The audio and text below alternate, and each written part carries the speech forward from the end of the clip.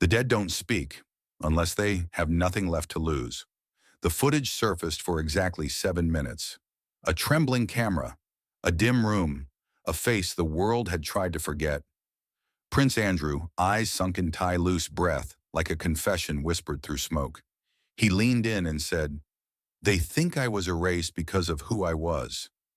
They're wrong. I was erased because of what I knew." Then static, then silence, then nothing.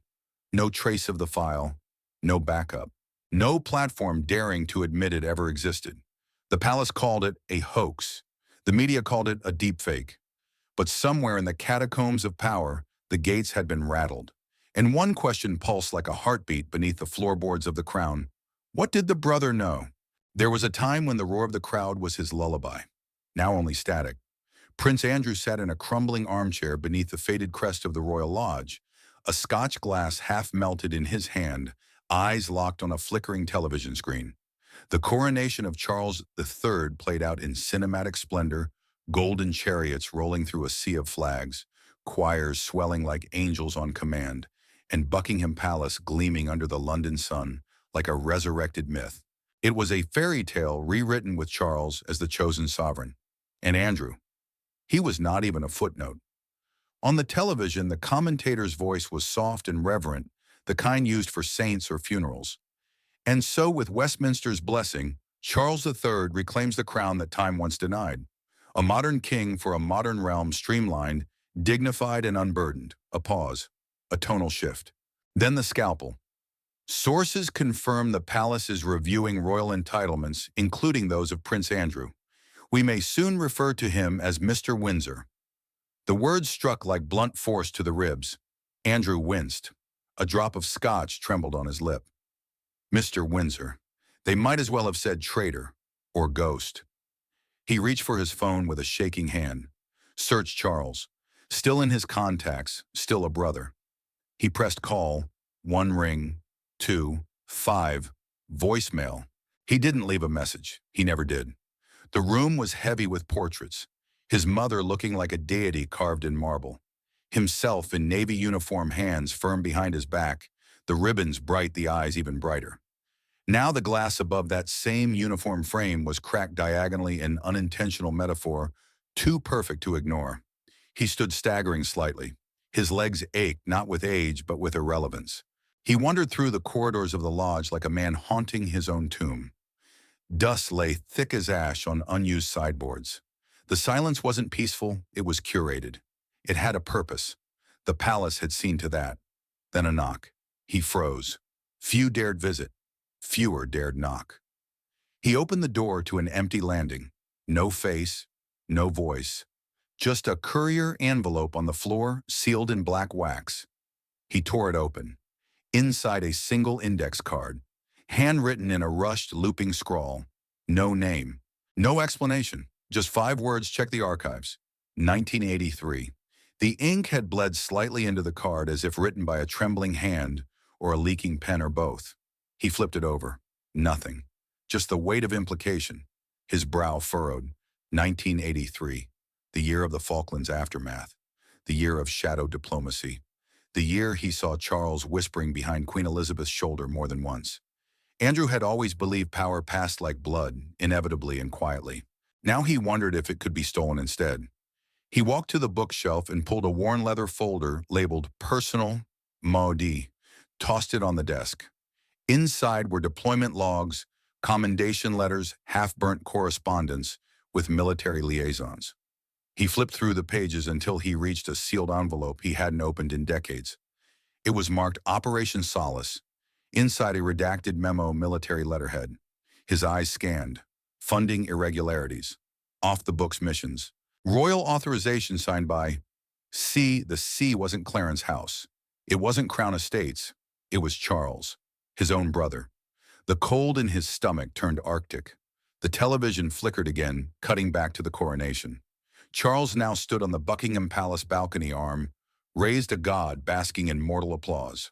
The camera panned the crowd, flags, waving eyes, weeping history, written in real time by lenses and headlines.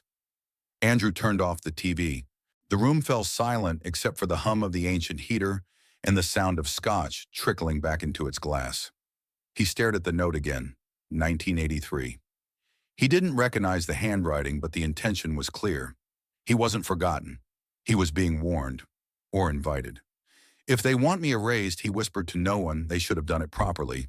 And with that, the forgotten prince turned toward the fire and reached for the matches. The night suffocated the windows in sheets of rain, as if the heavens were trying to erase the house.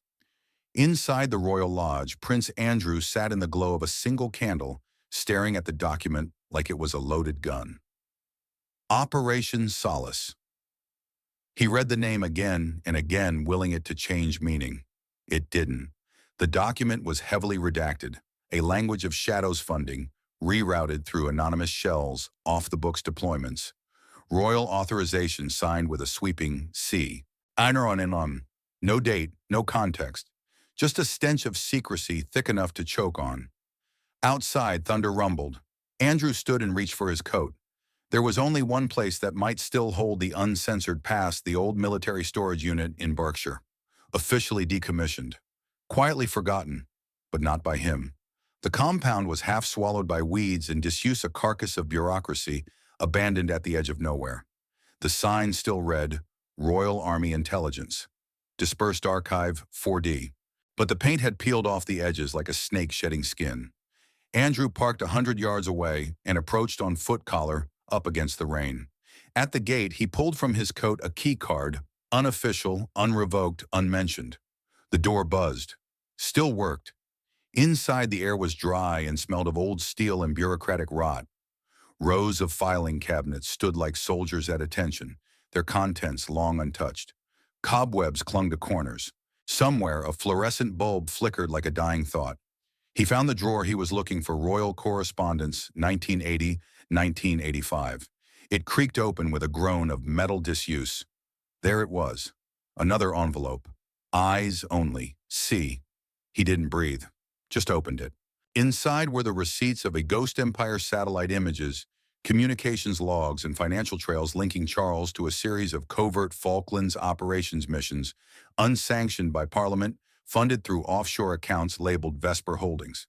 A single line was circled in red ink, likely by a now-dead archivist, all media blackouts authorized by discretion of Crown Oversight Division. There were names, 2 men who died in what were called training accidents in the tabloids. Survivors paid off. The amounts made Andrew flinch. He stuffed everything into his coat. This wasn't scandal. This was war hidden under velvet robes. Then came the shift. As he turned to leave, he noticed the door he'd entered through its lock had been reset. A new deadbolt, shiny, installed recently. His heartbeat began to climb. He stepped outside and saw it. A black SUV, parked just beyond the gates. Engine running. Lights off. Inside silhouettes. Watching. Waiting. He didn't hesitate. A side exit. Fence cut from years ago, still partially pried. He slipped through it, coat tearing slightly. The storm swallowed his footsteps, but he didn't slow down until he reached the car. As he drove, the headlights of a motorcycle appeared in his rearview mirror. No plates, no lights, just the low growl of persistence. It followed for 5 miles, then vanished. Back at the lodge, soaked and shivering, Andrew spread the documents on the floor like a general surveying a battlefield. The paper hissed faintly as the heater kicked in. He examined the documents again this time, not just what they said, but how they said it. Too clean, too perfect. Every file in sequence, every page preserved. The ink hadn't faded, the stamp marks were fresh, and the envelope in Berkshire placed right at the front of the drawer, practically inviting discovery. It wasn't a leak, it was a lure. He stared at the memo again, at the swirling C signature. Charles, or someone writing like him, his hands clenched into fists on the carpet. This wasn't buried, he muttered. This was placed, and somewhere the invisible knife was already swinging. He just didn't know where it would land. Yet, 1977, Buckingham Palace. The Queen's private study. The fire crackled, but the room remained cold. Young Charles stood near the window, his hands behind his back, watching the fog curl across the lawn like ghosts in retreat. Behind him, Queen Elizabeth II sipped Earl Grey from a china cup shaped like a national relic. Her eyes, sharper than diamonds, tracked his every breath. They loved Diana. Charles said softly. The Queen didn't answer. They don't love us. Not really. They love the image, the facade, the myth. He turned. We must control the narrative, Mother. Even God needs editors. She flinched at that but said nothing. He took it as assent. Present day, London, the Hollow Fox Cafe. The walls were stained with smoke, the windows fogged from within.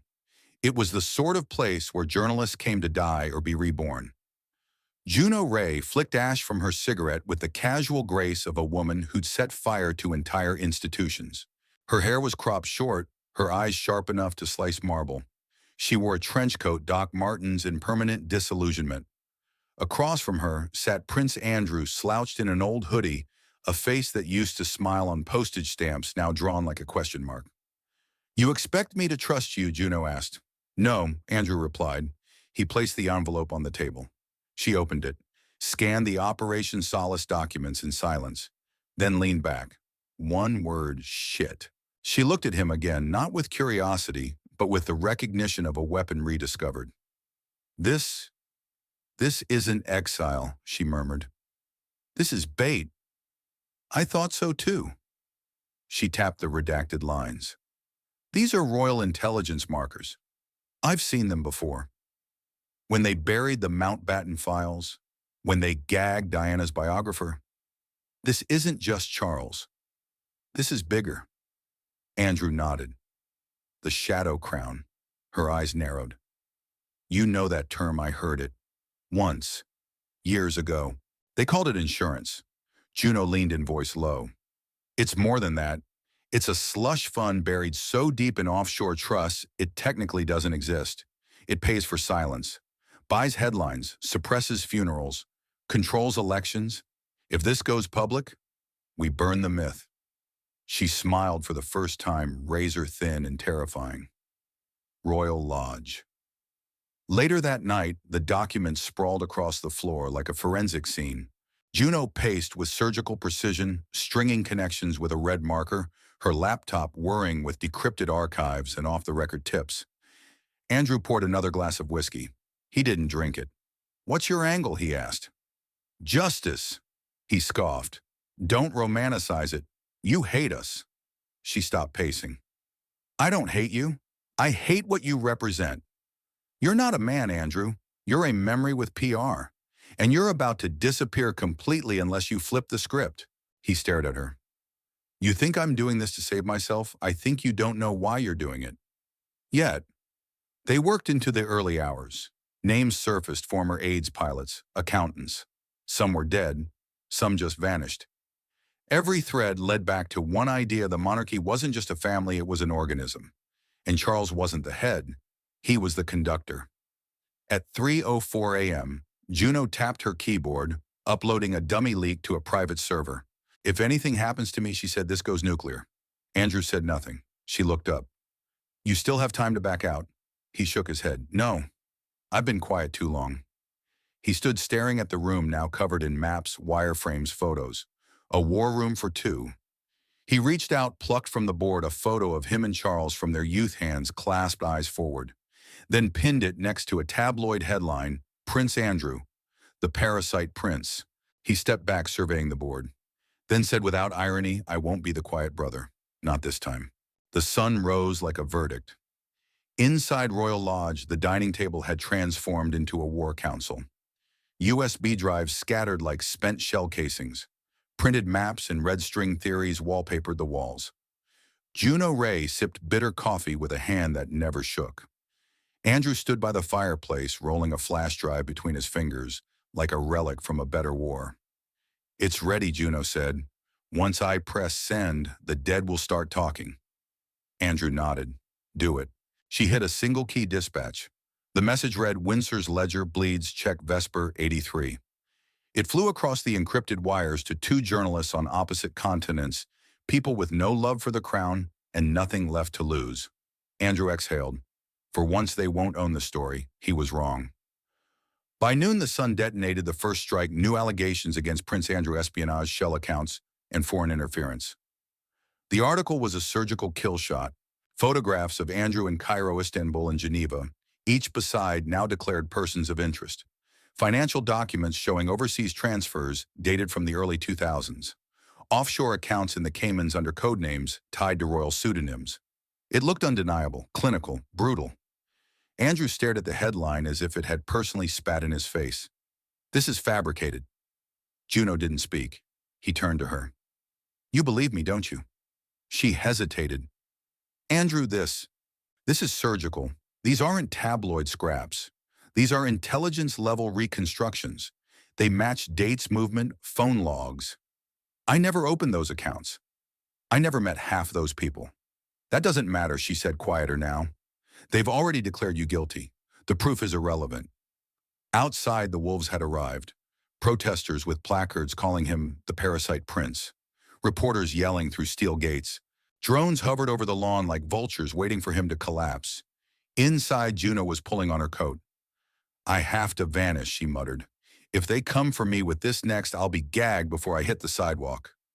My life's being vaporized, Andrew said, his voice low tight. No, Juno corrected. It's being rewritten. Her phone buzzed. A message from a former editor received national security warning. We're out. By dusk, Charles appeared on the BBC, shaking hands at a refugee shelter in Manchester, flanked by journalists, smiling like a king who had never known scandal. The monarchy has endured the anchor in tone precisely because it rises above. Andrew watched the footage in silence. Then Juno returned, breathless, shaking, holding a laptop like a severed head. I traced the metadata, she said. Those documents, the ones that just destroyed you? The PDFs were cleared using a palace security watermark, same clearance code they used to bury the Diana report in '97. Andrew froze. She slammed the laptop down. This wasn't exposure. This was execution. That night, Andrew sat in the dark, watching the crowd outside surge and chant. Not his name, just his title, his crime, his shame. Juno sat across the room watching him, not with pity, but with calculation. I need to ask, she said, her voice barely audible over the wind and the rage outside. Andrew turned. Are you sure, she whispered, this wasn't always part of the plan? He stood suddenly breathless. You think I wanted this? I think you were raised by shadows. And I think maybe you've never stopped serving them. Silence hung between them, thick and serrated. From the window, Andrew could see Charles on the evening news laughing with children, a crownless king who wore sympathy like armor. I scream and they hear treason, Andrew whispered. I stay silent and they hear guilt. He looked over his shoulder. Juno had turned away, writing again, assembling the next leak with trembling fingers. He returned to the window. The crowd was growing louder, the flashbulbs brighter. And somewhere he knew Charles was raising a toast with the same hand that had lit the match. The knock came at twilight as the last light drained from the rain-streaked windows. Andrew opened the door slowly. There stood Charles. No security, no aides, just the king, clad not in ceremonial regalia, but in a simple black coat tailored with surgical precision. His presence sucked the air from the corridor. For a moment, neither brother moved. Then Charles stepped inside as if he owned the house. In a way, he did. He paused in the entrance hall, eyes drifting to the spiderweb of red strings and grainy documents taped to the walls. A slow smile curled at the corners of his mouth. You always did enjoy melodrama, he said. It's very theatrical. Andrew didn't respond. He followed his brother in silence to the sitting room. They sat across from each other like diplomats before war. Charles calm as still water, Andrew simmering like a cracked boiler. I suppose I should ask how you are. Charles began removing his gloves. But that would insult both of us. Andrew scoffed. Still quoting scripts someone else wrote for you. Charles leaned back, eyes tracing the stacks of papers and printed leaks. I saw your file, he said. Impressive work. Tireless. Obsessive. Thorough. Almost as if you were trying to rewrite your own obituary. Andrew's voice was cold. I found your fingerprints on the blade. And I found your fingerprints on 100 headlines. Charles raised an eyebrow. You want to be the victim, Andrew, but you were complicit long before you were cut loose. Silence fell thick and humming. Charles reached into his coat and pulled out a manila folder. Gold seal. Crimson ribbon. He slid it across the table. Andrew stared at it as though it were radioactive. What's that, he asked. You're out, Charles replied. Your exile, managed retirement, tax-exempt, of course. You'll be granted a private villa in Grenada. No extradition treaties. You'll be safe, invisible, preserved. He folded his hands. A dignified exit. The last gift you'll receive from the crown. Andrew didn't open the folder. Instead, he laughed a low, bitter sound that barely sounded human. You're offering me peace after dragging my name through every gutter from here to Hong Kong. I didn't drag you anywhere, Charles said, tone clipped. You did that when you started believing your pain was noble. Andrew stood now pacing like a man uncaged. You know what the difference is between us, he said, voice rising. When you see a crack in the glass, you polish the frame. I try to show people the fracture. Charles's eyes hardened. You want to be righteous, he said, but you don't want to be useful. There's no place for that anymore. You want silence because truth costs ratings, Andrew snapped. Charles rose. Calm. Controlled. I want silence, he said slowly, because noise destroys nations. We survive not by being loved, but by being inevitable.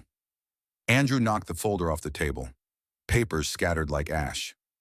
I won't fade for you, he said. I won't die in the dark for your light show. Charles picked up his gloves one finger at a time. You won't die, he said. You'll fade. That's worse. He walked to the door, then paused. Oh, and that archive you're so proud of. He turned slightly enough for Andrew to see the glint in his eye. I planted it. Andrew froze. It was never about what you'd find, Charles said. It was about how loudly you'd scream when you thought you'd found it. Andrew's breath caught in his throat. That's the game, dear brother, Charles continued. Kings do not kill their brothers. They let them speak until no one listens. And with that, he stepped into the fog. Andrew stood alone. He turned to the mirror above the fireplace. His own reflection stared back, not royal, not rebel, just residue. Behind him, red strings stretched like veins across the wall. The silence pressed in. He touched the mirror's cold surface, then dropped his hand. He would not run. He would not fade. Juno Ray had always believed leaks were wild things, feral, unscripted, uncontrollable. But now as she descended the steps into the digital underworld beneath Shoreditch, she realized something colder, crueler. This one had been written. The lab was disguised as a bike repair shop. Grease-streaked walls, broken sprockets. But beneath the floorboards, servers, LED grids, and a hacker with a septum ring and a mind like napalm. Thistle. You're late, she said without looking up from her triple monitor rig. I'm imploding, Juno replied flatly. I need the Operation Solace Archive rerun, metadata, routing paths, anything anomalous. Thistle spun a USB stick into her drive like a gunslinger and got to work. For 20 minutes, the only sounds were code whispering through silicon and Juno's nails tapping a cracked ceramic mug. Then Jesus, what Thistle highlighted a timestamp log. These files were altered. Not last month. 3 days ago. After your prince said he found them. She opened a subfolder. Encryption tags. Palace-style formatting. A deleted metadata line. Restored code red library. Protocol W. Juno's throat dried instantly. What's the red library? Thistle turned. It's not a place. It's an idea. She clicked a few more commands, then pulled up an internal strategy memo. Blurred, leaked, half-decoded. The red library is a misdirection engine. We feed fabricated or exaggerated truths to compromised figures. When they leak it, the truth dies with them. Truth is not suppressed, it is orphaned. Juno nearly dropped her mug. Back at Royal Lodge, she stormed in hair soaked from the drizzle coat still half-buttoned. Andrew looked up from the floor where he'd been organizing files by target audience press parliament public. You planted a landmine in your own living room, she snapped. He frowned. What the archive? It's not a leak, it's a virus. It's been tampered with, structured, laced with poison. You're wrong. I traced the metadata. Charles's team edited the files after you found them. This wasn't exposure. This was execution by monologue. You were meant to scream, Andrew's breath caught. But some of this is real. It has to be. Real enough to bait you, false enough to bury you. That's the genius of it. She pointed to the wall of evidence. You're not a whistleblower. You're a coffin. For a moment she almost walked. Almost left him to drown in the story they'd both mistaken for salvation. But then, an anomaly. She was scanning an old backup hard drive Andrew had barely touched. A folder labeled simply Echoes, password protected, hidden beneath decoy files. She cracked it. A single audio log, 10 minutes long, no label. She hit play. We'll divert through the offshore, then call it a discretionary defense asset. Don't worry, Andrew's too thick to untangle the numbers. He'll think it was all patriotic. Tell the press he funded a flight school. The voice was unmistakable. Charles. The date was years before the scandal, before the war rooms, before Andrew had ever stumbled into the trap. Juno froze, then slowly looked up. This is the real leak. Andrew's face had gone ghost white. You're sure she played it again? Charles laughing, calculating, rehearsing how to weaponize loyalty. It wasn't a document, it wasn't a memo. It was a voice, unrehearsed, raw, royal. That night, Juno burned the fake archive. Every last file. The folder Charles wanted the world to obsess over. She placed the recorder on the table between them, its red light blinking like a heartbeat. We don't publish a report, she said. We release him. No edits, no narrative. Just the king unmasked. Andrew met her eyes. For once, he didn't look like a prince. He looked like a man who just heard the devil confess. Even if it kills us, he asked. Juno smiled grimly. Especially then. They came at 3:17 a.m. No sirens, no uniforms. Just 3 men in dark suits, gloves and expressions that belonged to the funeral trade. Juno heard them first footsteps like raindrops on carpet and barely had time to whisper Andrew before the nearest one struck her temple with the butt of a pistol. She fell like a broken statue. Andrew didn't resist. He didn't speak. There was something almost holy in the silence, like a man stepping onto a scaffold, not to plead for mercy, but to mock the rope. They blindfolded him. No words, no rites read, just the cold grip of ritual. When the cloth came off, he was no longer in the world he knew. The room was stone, ancient, damp, and candlelit. A vaulted chamber beneath Windsor, hidden beneath centuries of renovations and official blueprints. Shadows clung to the corners like old secrets. The floor was marble but cracked. Before him, a circle of chairs. Thrones, really. Carved, elevated, imposing. Seated within them were 5 figures. The Lord Chamberlain, eyes like frost. An archbishop, robes stiff with silence. A former MI6 director, expression unreadable. Princess Anne stone-faced her mouth, a single line of disapproval. And the last, cloaked in gray, known only as the steward. Charles was not among them. That was deliberate. The Chamberlain spoke first. This is not a trial, Your Highness. This is a reconciliation with history. They gave him the script. A signed confession prepared in advance, dated, watermarked. In it, Andrew admitted to financial misconduct, espionage contacts, and willful endangerment of the crown. If he signed, he would be granted a private retreat in a foreign territory. Anonymous security, monthly income, a crafted obituary when the time came, a clean deletion. Sign it, said the Archbishop, and we will allow the memory of your service to remain. Refuse and you become a scandal without shape, an echo best forgotten. Andrew looked at them all, then laughed. I won't confess to a lie, just so you can dress it in velvet. Princess Anne stirred slightly. No one else moved. He reached into his coat pocket. The guards did not react, strangely calm, as if told to let this moment unfold. From within, Andrew pulled a tiny recorder, a single button, a red light blinking. We'll let Andrew scream until the public tires of pity. Charles's voice filled the chamber like smoke. Give him documents. Let him think he's found something. We bury him with his own righteousness. For the first time, something cracked. The Archbishop's eyes flicked toward the steward. The steward stood, face unreadable. He walked slowly to the brazier in the center of the room, an ancient iron bowl where ceremonial fire flickered faintly. He took the recorder and dropped it in. It hissed, then cracked, then melted. Silence returned. The steward spoke. His voice was colder than any flame. There is no truth that outlives power, he said. Only stories that are permitted to remain. The Lord Chamberlain rose. By order of the Privy Circle, you are hereby declared persona non regis. Your name shall be stricken from ceremonial history. Your titles are void. Your lineage is broken. He folded the papers. You will vanish, not for punishment, but for preservation. They began to escort him out. But as he passed Princess Anne, she rose and whispered something as she brushed his shoulder. Prague. Vault 7. No one else heard it. The door closed behind him. Dawn broke in slow breaths as Andrew was driven through the countryside in a black, unmarked car. His wrists were bound. His coat was torn. He stared out the window at nothing. But in his coat's inner lining, sewn in desperation, the night before was one final copy. A microdrive the circle had not found. One last voice. One last truth. Still alive. Still burning. The door to Vault 7 groaned open, like a tomb being unsealed. It smelled of dust, old copper, and forgotten wars. Once during the Cold War, voices of rebellion had been broadcast from this place, encrypted resistance reports, forbidden poetry, pirate frequencies piercing the Iron Curtain. Now it would host one more. Andrew stepped inside alone, soaked in silence and sweat. He hadn't slept. He hadn't eaten. But clarity had replaced fatigue. The kind of clarity that only comes once you've already lost everything.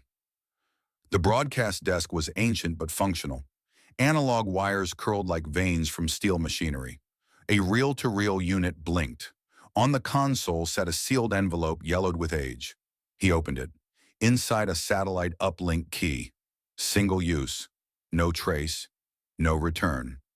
A one-way scream into the void. He positioned the camera, adjusted the frame, sat down, and pressed record. My name, he began, is Andrew Albert Christian Edward Windsor, but that name no longer exists in the Royal Archives. It was deleted. He didn't blink. This is not a confession. It is a statement of fact. The camera's red light pulsed like a countdown. He told them everything.